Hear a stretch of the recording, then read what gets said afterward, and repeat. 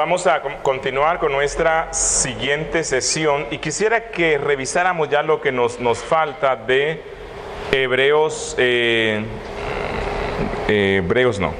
Corintios 15.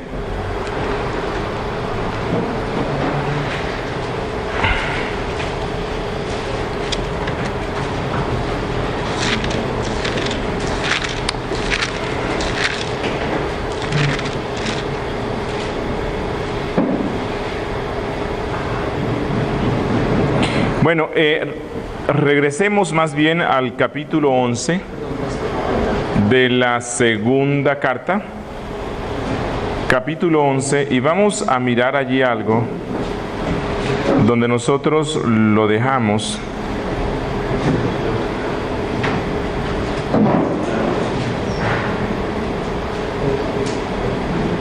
Versículo 23, dice...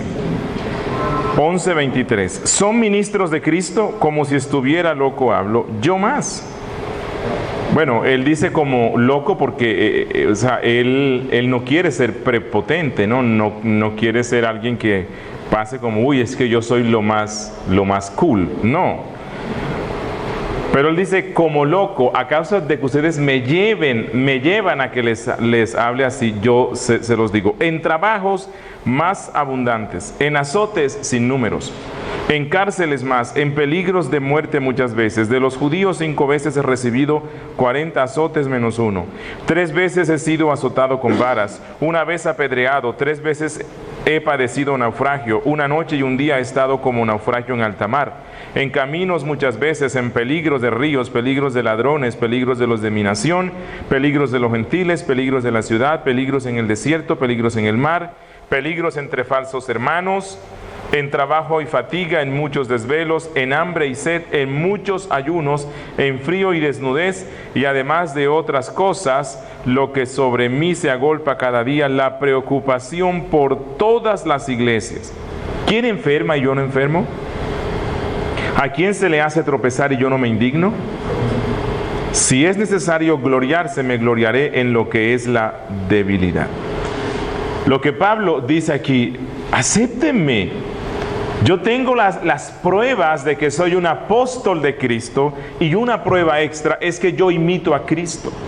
¿En qué? En su sufrimiento, en su entrega, en su dolor. Yo hago esto. Bueno, si alguien dice ser apóstol, debe mostrarnos esto. Bueno, puede que un apóstol de Brasil diga, yo estuve en la cárcel 3 días.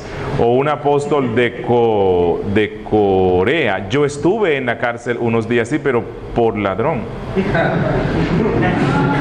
Sí. Robaban los diezmos del pueblo de Dios.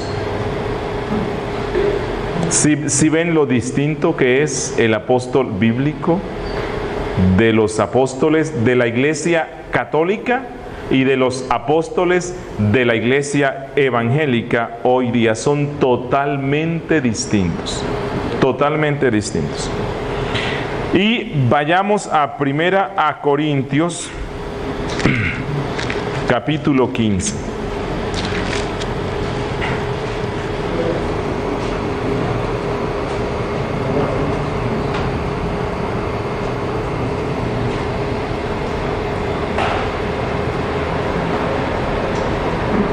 Dice en el verso 3, porque primeramente os he enseñado lo que asimismo recibí, que Cristo murió por nuestros pecados, conforme a las Escrituras. Esto es el Evangelio, ¿no? Que fue sepultado y que resucitó al 3er día, conforme a las Escrituras. Esto es lo esencial que se debe profesar en Cristo. Y que apareció a Cefas, que es Pedro, después a los 12, después apareció a más de 500 hermanos a la vez, de los cuales muchos viven aún y aún otros ya duermen. Después apareció a Jacobo, después a todos los apóstoles, y al último de todos, como a un abortivo, se me apareció a mí, porque yo soy el más pequeño de los apóstoles, que no soy digno de ser llamado apóstol, porque perseguía la iglesia, pero por la gracia de Dios soy lo que soy. Lo que Pablo dice aquí es que él también puede afirmar su apostolado, porque así como los 12, él pudo ver a Cristo resucitado. Él se le apareció y él puede ser testigo de la resurrección. Y en Gálatas capítulo 2, Pablo también dice: yo cumplo los requisitos de los apóstoles, porque fui llamado directamente por Cristo, he visto al Cristo resucitado, he hecho las señales de los apóstoles y además el evangelio yo no lo aprendí de ningún hombre, lo aprendí directamente de Cristo. Y todo lo que los apóstoles aprendieron durante 3 años caminando con Cristo, yo lo aprendí e incluso más. Gálatas 2. Mejor dicho, Gálatas 1, desde el verso 11 dice: mas os hago saber, hermanos, que el evangelio anunciado por mí no es según hombre, pues yo ni lo recibí ni lo aprendí de hombre alguno, sino por revelación de Jesucristo. Porque ya habéis oído acerca de mi conducta en otro tiempo en el judaísmo, que perseguía sobremanera a la iglesia de Dios y la asolaba. Y en el judaísmo aventajaba a muchos de mis contemporáneos en mi nación, siendo mucho más celoso que las tradiciones de mis padres. Pero cuando agradó a Dios, que me apartó desde el vientre de mi madre y me llamó por su gracia, revelar a su Hijo en mí, para que yo le predicase entre los gentiles, no consulté enseguida con carne y sangre, ni subí a Jerusalén a los que eran apóstoles antes que yo, sino que fui a Arabia y volví de nuevo a Damasco. Después, pasados 3 años, subí a Jerusalén para ver a Pedro y permanecí con él 15 días. Pero no vi a ningún otro de los apóstoles, sino a Jacobo, el hermano del Señor. Aquí les pido que marquen esto, porque luego vamos a conversar sobre algunas personas que en la Biblia se les llama apóstoles, pero no formaban parte de los 12. Recuerden que los hermanos de Cristo no formaron parte de los 12, porque ellos creyeron en Cristo solamente luego de la resurrección. En esto que os escribo, he aquí delante de Dios que no miento. Después fui a las regiones de Siria y de Cilicia, y no era conocido de vista a las iglesias. Solamente oían decir: aquel que en otro tiempo nos perseguía, ahora predica la fe que en otro tiempo asolaba. Ahora, ¿qué es lo que está diciendo Pablo? 2:2. Pero subí según una revelación, y para no correr o haber corrido en vano, expuse en privado a los que tenían cierta reputación el evangelio que predico a los gentiles. Bueno, todo esto, lo que Pablo dice es: yo soy apóstol, porque también fue instruido en el evangelio directamente por Cristo. Es más, si ustedes leen las cartas del apóstol Pablo, él recibió revelaciones más grandes que las de los 12, y él expuso de una forma clara, contundente y amplia las doctrinas de la gracia. Escribiendo también en una carta, él dice que le fue dado un aguijón del diablo de parte de Dios. ¿Cómo puede ser eso?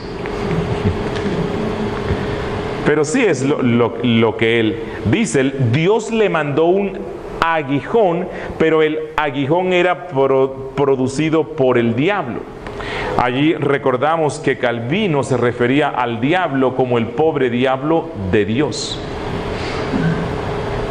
Es un siervo en sus manos, no un siervo como lo somos nosotros, que voluntariamente deseamos extender el reino de Dios, sino que en toda la oposición que el diablo realiza o ejecuta dentro del reino de Dios, él no se da cuenta que Dios está usándola para el avance de sus propios planes. Así que Calvino le llamaba: el diablo es el pobre diablo, porque no se da cuenta, el pobre diablo de Dios.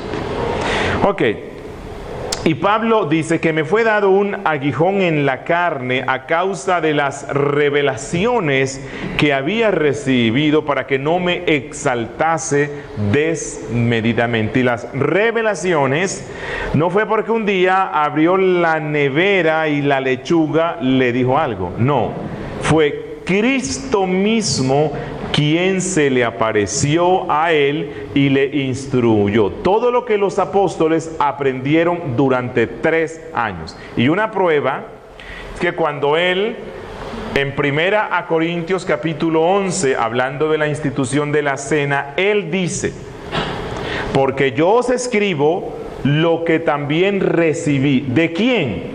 Él dijo que de Cristo. Que la noche en la cual Jesús fue entregado, habiendo dado gracias, tomó el pan y lo partió y dijo: comed.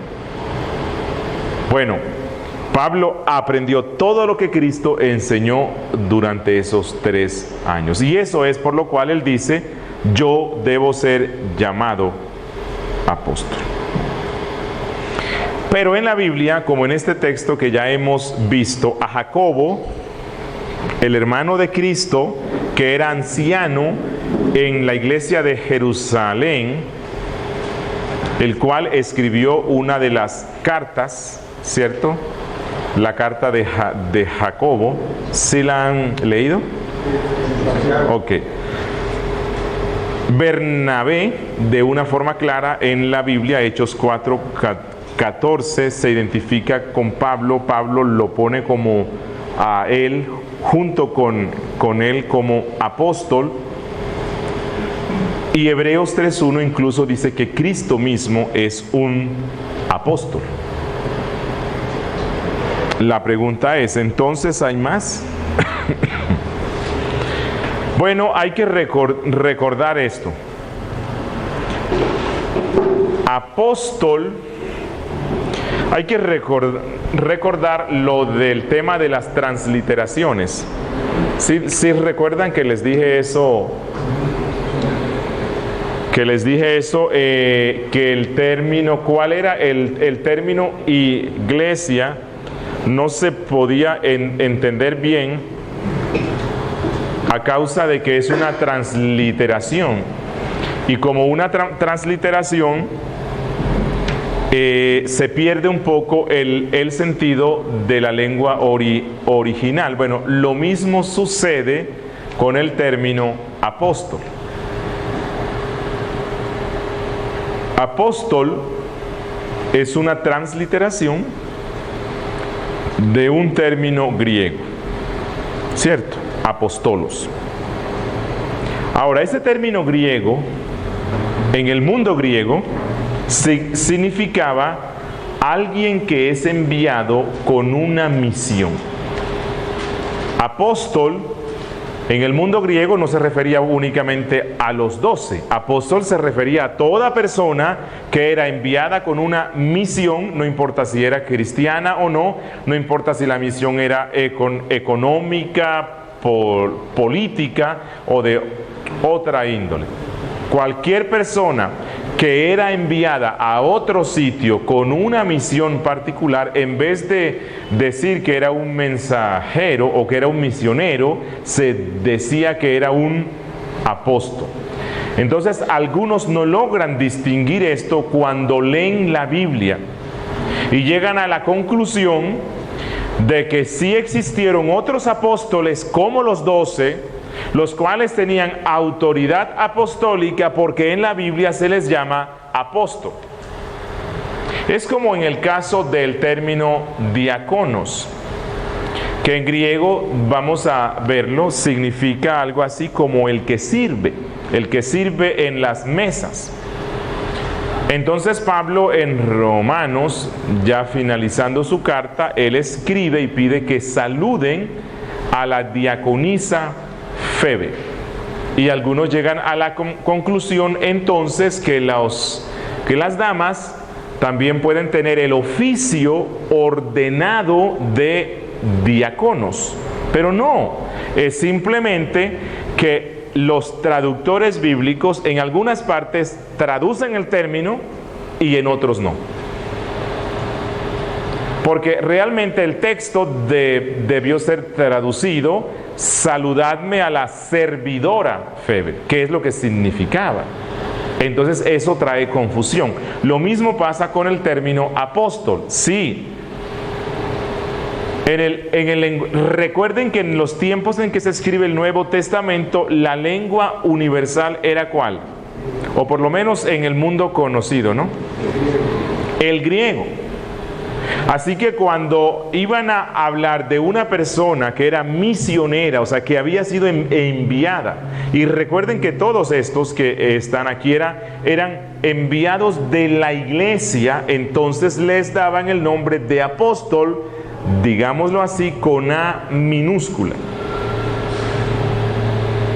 Y esto no nos debe causar confusión.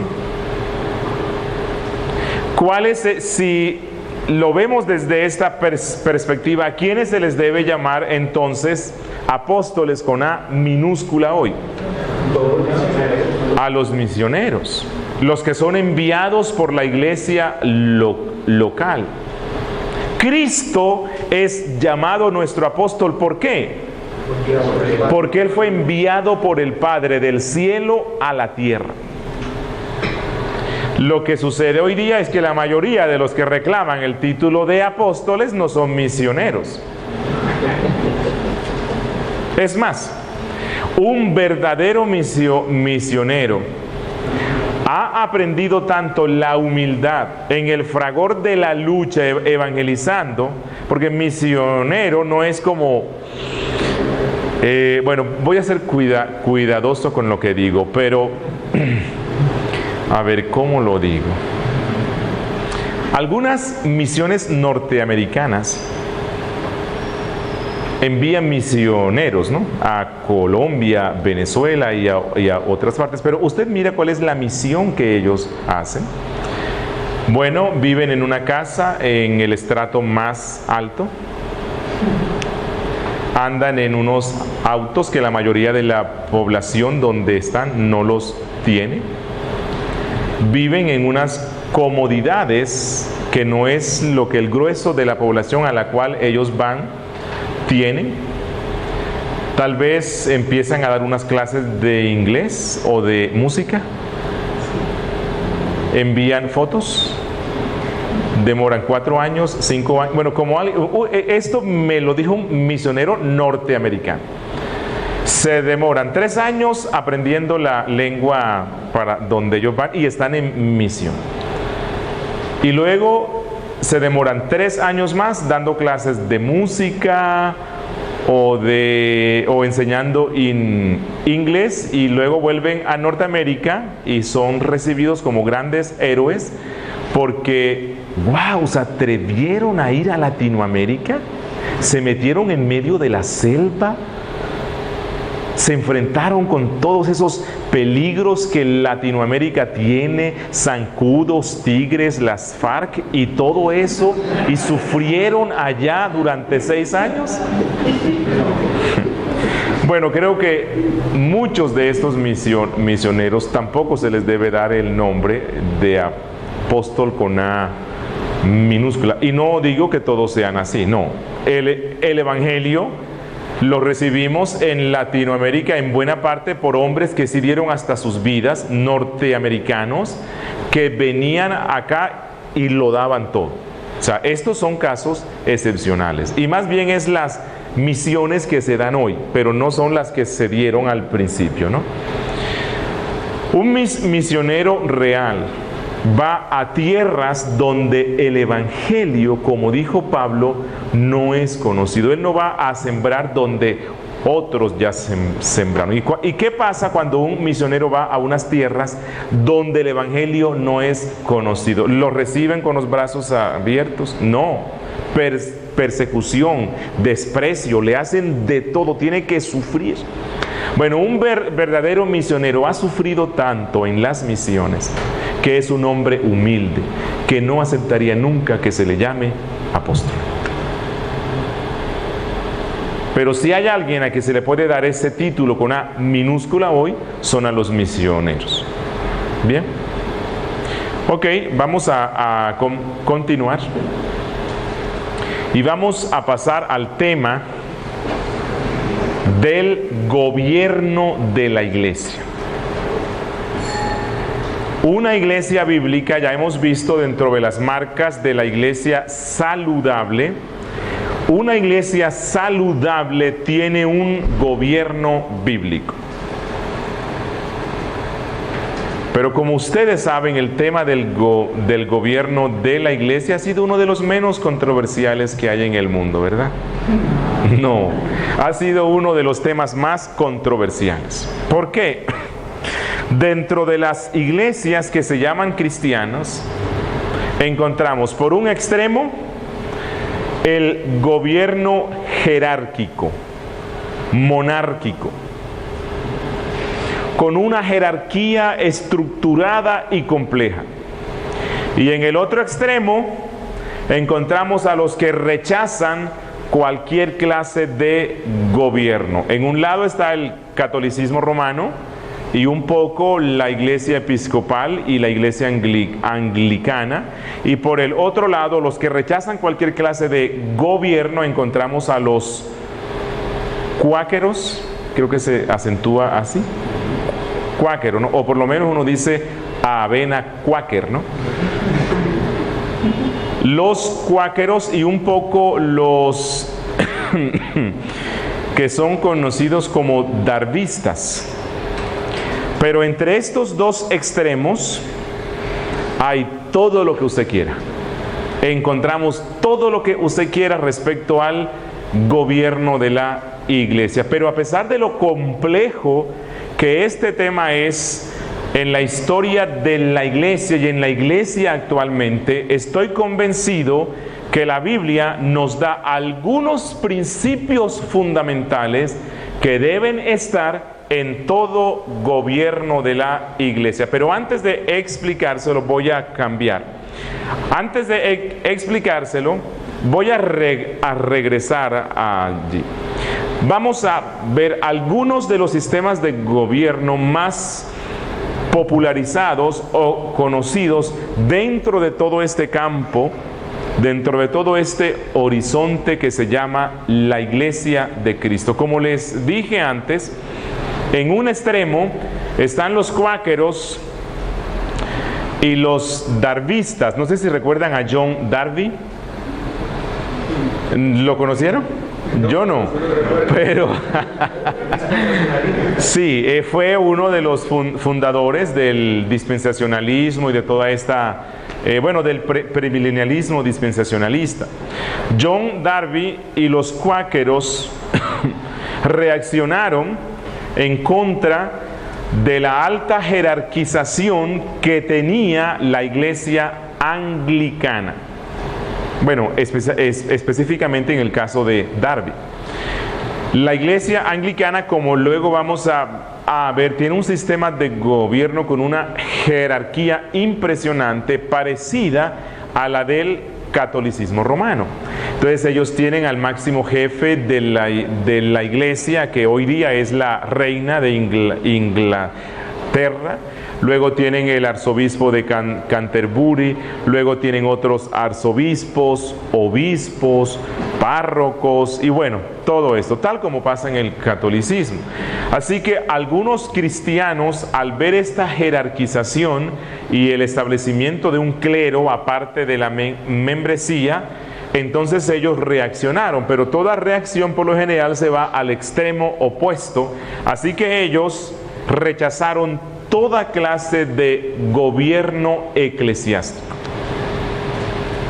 toda forma externa de gobierno, porque ellos decían que esto corrompe el verdadero espíritu del cristianismo. Ellos afirmaban que el gobierno eclesiástico se levanta por encima del gobierno divino y que cuando tenemos pastores y todo esto con cierta autoridad, eso no es más que gobierno humano reemplazando el gobierno divino. Ellos insisten en que la iglesia debe ser gobernada por Cristo a través del Espíritu Santo, pero no usando hombres, no utilizando hombres. que los creyentes pueden ser guiados por el Espíritu Santo, y aquí encontramos nuevamente el misticismo. El misticismo y el pietismo, las dos cosas insistían, y hoy día me imagino que también habrá eso, que la persona lo único que necesita es simplemente escuchar esa voz interior, y él puede ser instruido sin necesidad de que tenga un maestro o un pastor con cierta autoridad. Simplemente que el Espíritu Santo da dones, y los hombres esos dones los ponen en expresión en el culto, y ya, y no se necesita como a un pastor. No sé cuántos aquí han ido a algunos cultos de los hermanos libres.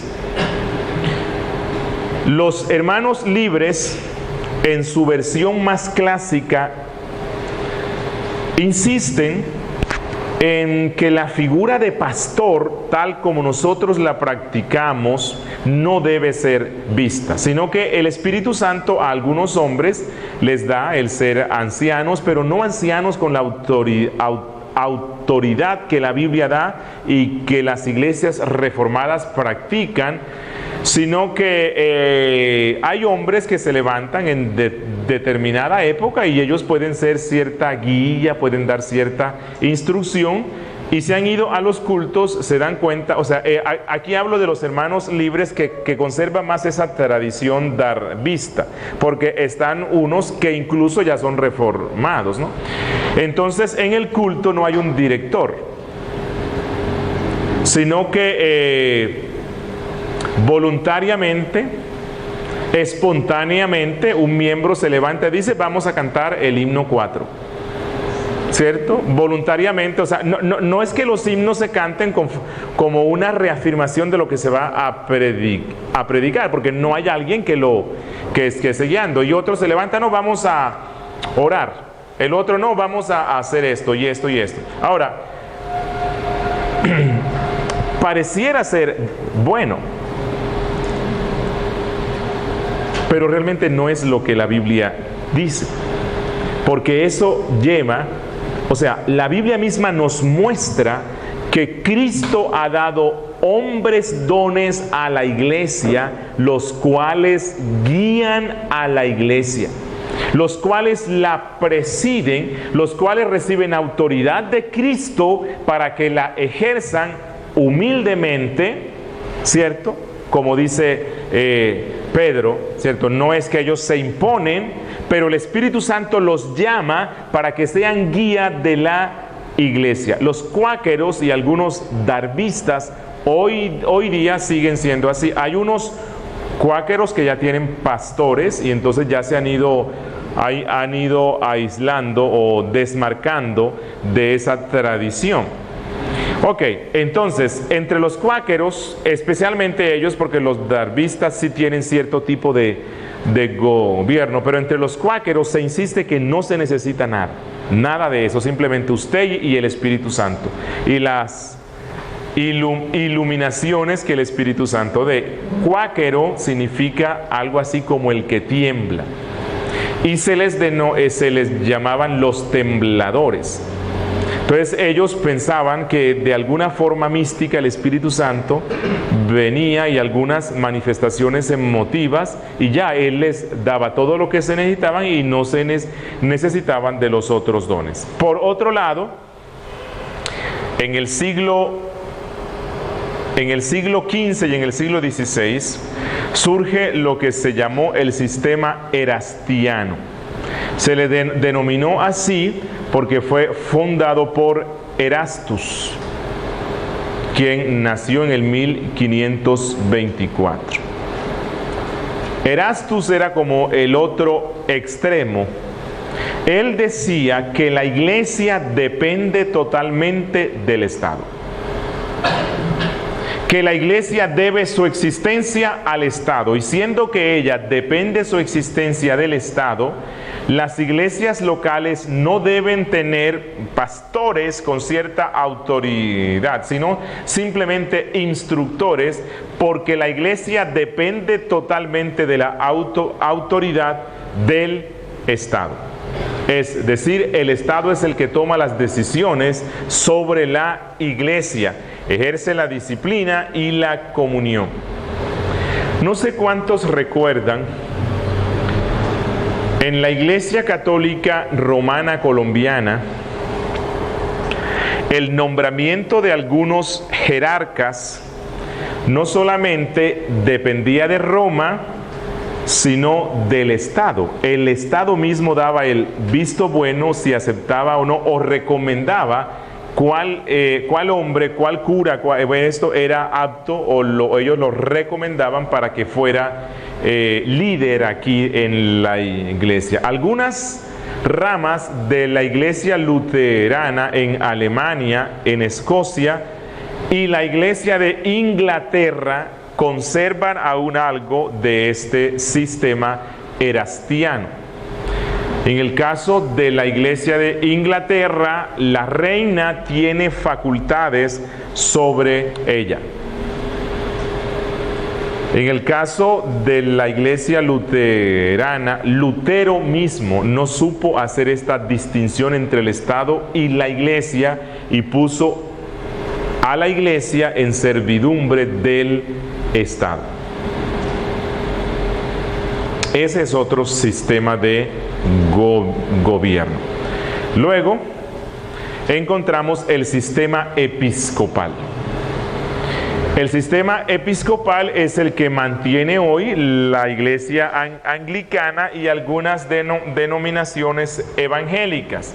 En este sistema se cree que Cristo es la cabeza de la iglesia, pero que Él, como cabeza invisible, ha dado autoridad a algunas personas para que sean como esa imagen visible de esa cabeza invisible, los cuales conforman un grupo aparte del resto de la iglesia, al cual se le llama clero. El clero entonces es ese colegio de gobernantes de la iglesia que ellos mismos conforman una iglesia. Y que cuando la iglesia va a tomar una decisión o se va a consultar a la iglesia, no significa que van a consultar a los miembros, sino que van a consultar al clero. Y el clero es el que toma estas decisiones. En el sistema episcopal, los obispos o el clero se considera sucesor de los apóstoles. Y la comunidad de creyentes no tiene participación alguna en el gobierno. Pueden ser consultados para algunas cosas, pero eso no va a trascender en las decisiones que el clero tome. Ahora, a la luz de la Biblia no autoriza esta clase especial de gobierno que constituyen como una iglesia aparte de los miembros. Y ya hemos visto que el oficio apostólico no era permanente, era temporal, únicamente para los fundamentos. ¿Quiénes practican esta clase de gobierno hoy? El catolicismo, ¿cómo dice? La ortodoxa griega, la copta,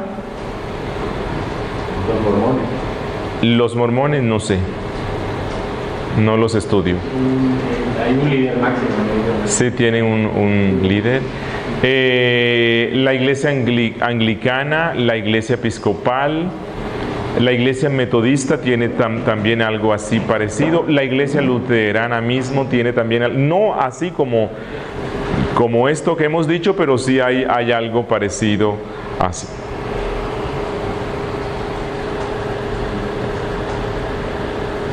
Bueno, algo bueno que tiene el gobierno episcopal, aunque hay un líder máximo, ¿no?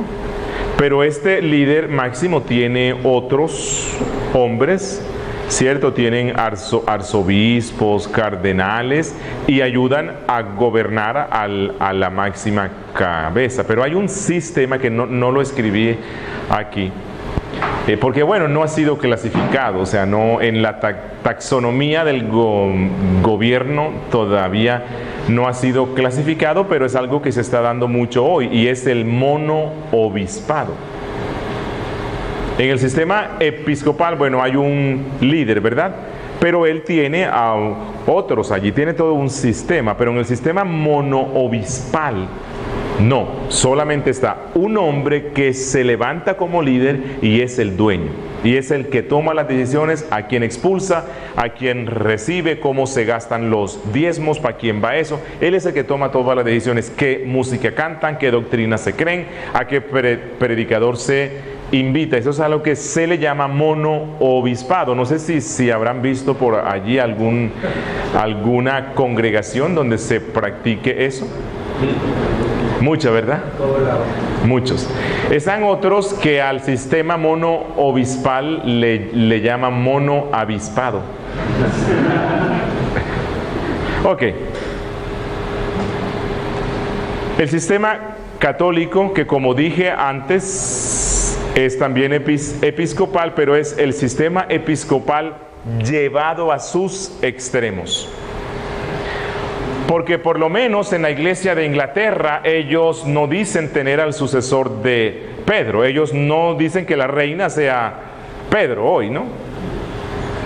Pero en el sistema católico, que es episcopal, ellos dicen tener a los sucesores de los apóstoles, que es el colegio cardinalicio, pero a la misma vez dicen que tienen al sucesor de Pedro, el cual se erige como máximo jerarca de la iglesia.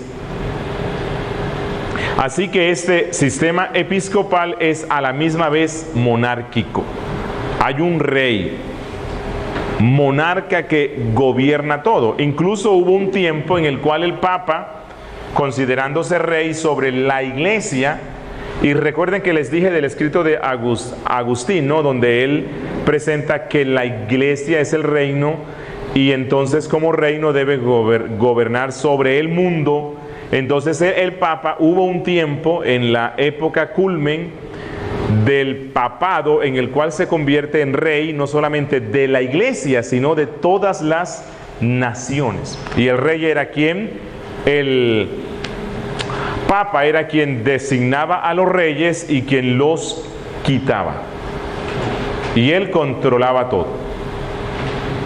Así que ellos usan un sistema monárquico. Los laicos no tienen participación alguna en el gobierno. Creo que ya hemos visto algo sobre este tema, por lo cual consideramos que apóstoles no hay, sucesores tampoco. Y en la Biblia no se separa a la membresía de sus pastores. Todos forman parte de la misma congregación. Otro sistema es el congregacional. Entonces ya hemos visto el sistema ¿qué? Episcopal, el de los cuáqueros, el erastiano, católico, y vamos a ver el congregacional. Listo. En el sistema congregacional, cada congregación es una iglesia completa independiente del resto, que puede mantener ciertas relaciones o no con otras congregaciones. En el sistema congregacional, la máxima autoridad es la asamblea. La asamblea pone pastores, quita pastores. En el sistema congregacional pleno, los pastores sufren cada año. Siempre que se acerca diciembre y que escucha que los diáconos dicen asamblea, el pobre pastor tiembla. ¿Por qué? Porque la asamblea, siendo la jefe de los pastores, toma la decisión anual como un gerente con un empleado de si continúa o no continúa. Entonces, si algún miembro con cierta influencia, y casi siempre es por el tema de los diezmos, no le agrada el pastor, tal vez porque está predicando en contra del divorcio y el hermano quiere divorciarse o por otra cosa, entonces en esa asamblea donde la iglesia toma la decisión de despedir o no al pastor, el hermano propone remover al pastor. Y si hay uno que proponga eso y está otro que lo secunde, la propuesta pasa y se somete a votación. Y si el hermano ha hecho una buena campaña y más del 50% o el 60% se fue a favor de él, el pastor sale y buscan otro pastor. Así que en el sistema congregacional pleno, los pastores son subalternos de la asamblea. Los oficiales son funcionarios de la iglesia local bajo la supervisión y gobierno de la asamblea. Los diáconos se convierten en los jefes de los pastores. En el sistema congregacional pleno que hemos recibido especialmente de los norteamericanos, la democracia se convierte en un principio rector. En un tiempo en el cual la democracia en Norteamérica se fortaleció mucho, muchas iglesias, especialmente de corte bautista, llegaron a la convicción que la democracia era el sistema gubernamental de Dios y lo trajeron a la iglesia. Entonces, toda decisión en la iglesia se debe tomar democráticamente. Entonces, el pastor prácticamente está limitado. Él simplemente está a merced de todas esas decisiones democráticas, ¿cierto? Si a la iglesia no le gustan los himnos y quieren incorporar tal vez vallenato y reggaetón, y el pastor dice que no está bien, bueno, la opinión del pastor no vale tanto si el asunto lo llevan a una asamblea. Y no es tanto como que, bueno, vamos a escuchar qué es lo que dicen los hombres que el Espíritu Santo dotó para que nos guiaran, sino simplemente todo tiene que ser bajo una democracia. Los pastores se convierten en empleados de la junta directiva o la asamblea. Algunos congregacionalistas extremos, como el landmarquismo, rechazan la unidad del cuerpo de Cristo y únicamente se concentran en su iglesia local. Cuando explique cuál es el modelo que la Biblia da, o al menos los principios generales, voy a mostrarles que el gobierno bíblico sí implica alguna especie de congregacionalismo. Pero aquí hablo del congregacionalismo pleno, que es practicado por muchas denominaciones, en especial por los grupos bautistas de corte general, o sea, o que son arminianos. ¿Listo? Y otro sistema muy conocido es el sistema presbiteriano o el sistema reformado. Cuando uso el término reformado, en este caso me refiero a las iglesias que nacieron directamente en el siglo XVI, en la Reforma, y algunas en el siglo XVII, como la iglesia reformada francesa, la iglesia reformada holandesa, la iglesia reformada en Suiza, los cuales usan un sistema de gobierno presbiteriano. En el sistema presbiteriano, cada iglesia es gobernada por un cuerpo de ancianos. Los presbiterianos y reformados, exceptuando a los que somos bautistas reformados, hacen una distinción entre el anciano docente, o sea, el pastor, el que enseña, y el anciano gobernante. Ellos usan, por ejemplo, hay textos, Pablo escribiendo en Timoteo dice que los ancianos son dignos de doble honor, mayormente los que se dedican a la enseñanza. Entonces pareciera como que Pablo hace una distinción. Él dice, hay ancianos que se dedican más a la función docente y están otros que más que todo son gobernantes. Entonces ellos tienen esa distinción. Aunque todos son ancianos y el pastor es un anciano, entonces tienen ancianos gobernantes, ancianos docentes y todos juntos conforman a lo que ellos llaman el consistorio, y entonces ese grupo de ancianos gobiernan a la iglesia.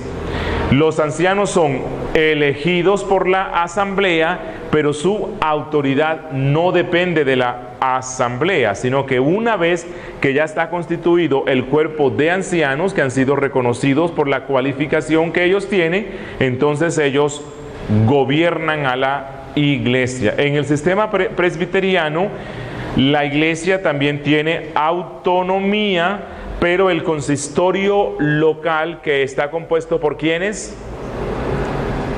Ancianos gobernantes y ancianos maestros. Ancianos gobernantes y ancianos docentes. Entonces ellos se unen con otros consistorios y conforman lo que ellos llaman el presbiterio. Este presbiterio también tiene cierta autoridad, no suprime la autonomía de la iglesia local, pero sí se unen para determinar ciertas cosas de índole administrativo, doctrinal, judicial. En el sistema presbiteriano se cree que la iglesia tiene oficiales extraordinarios, que son los apóstoles, profetas y evangelistas, que únicamente estuvieron en el siglo I, y que hay oficiales ordinarios o permanentes, que son los ancianos gobernantes, ancianos docentes y los diáconos. Esto en el sistema presbiteriano. Y aquí terminamos esta parte.